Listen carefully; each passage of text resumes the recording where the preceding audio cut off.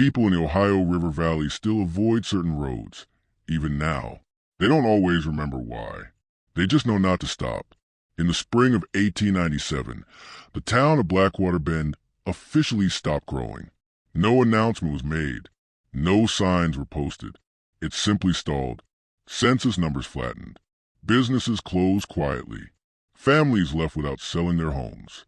The river kept moving. The town did not. Blackwater Bend sat where the river curved sharply, creating fog thick enough to erase sound. Barges passed through, but rarely docked.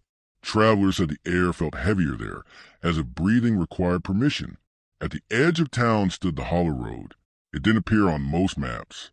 It was older than the town itself, carved by wagons long before boundaries mattered.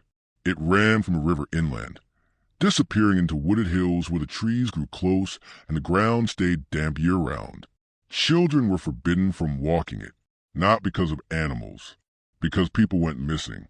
The first recorded disappearance was written in a church ledger, not a police report. June 3rd, 1872. Brother Elias Whitcomb did not return from evening walk. Prayers offered. No body was found. 2 months later, a farmhand vanished after being sent to fetch a horse from a pasture near Hollow Road. Then a woman, then a child, always near dusk, always without sound. No signs of struggle, no blood, no witnesses, just absence. By the 1880s, people had developed habits around it. Doors were locked early. Windows shuttered before sunset. No one answered knocks after dark unless they recognized a voice. And even then, sometimes not, because voices changed out there. In 1889, a traveling schoolteacher named Margaret Hale arrived in Blackwater Bend. She was meticulous, organized, educated in Cincinnati. She kept journals, detailed ones, about everything from student behavior to weather patterns. She noticed a fear almost immediately. Children froze when Hollow Road was mentioned. Adults redirected conversations. Store owners refused to sell Lantern oil after sunset. Margaret asked questions. People stopped answering her. Her journal entry dated October 11th, 1889, survives in fragments. The rest was burned. There is a sound at night that does not belong to the river. It is not animal. It is not wind. It is waiting. 3 days later, one of her students failed to arrive at school, a boy named Samuel Reed. His mother claimed she heard him speaking to someone outside their house the night before. When she looked, no one was there, but Samuel insisted he recognized the voice. It sounded like his father. His father had drowned 2 years earlier. Search parties went out the next morning. They followed small footprints to Hollow Road. They stopped there, not because they lost the trail, because the trail continued straight down the center of the road, and no one was willing to follow it.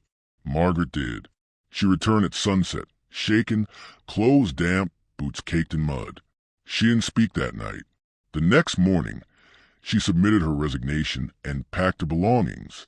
Before leaving town, she mailed a sealed envelope to her sister. It was never opened.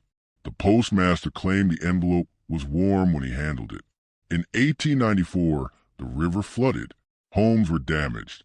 Graves were displaced. The town cemetery lost several markers near its edge. After the water receded, residents noticed something strange.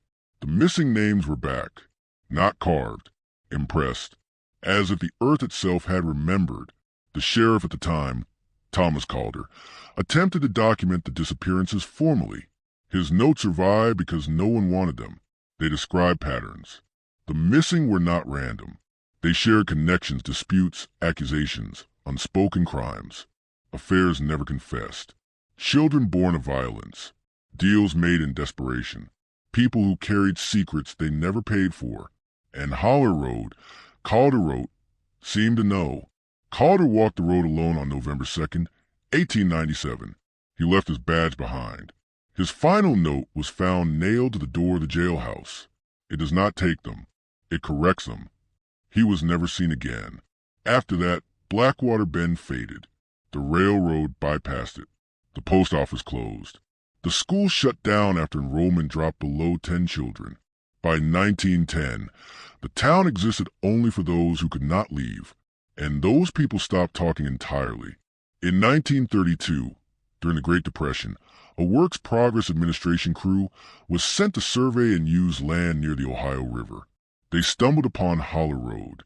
It was still there, still worn, still leading somewhere. The crew leader reported hearing voices coming from the woods, not shouting, not whispering, but speaking calmly, as if reading something aloud.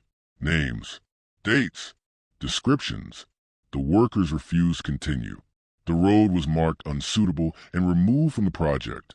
Modern records show no official acknowledgement of Blackwater Bend after 1941. Satellite images show dense forest where it once stood. But locals know better.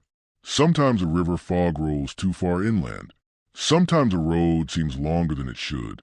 Sometimes people driving late at night report hearing someone call their name, using a voice they trust from just beyond the headlights. And sometimes, when they follow it, they are never recorded again. No crash, no remains, no explanation. Just a line in a ledger, a blank space, and a road that still remembers what everyone else tried to forget.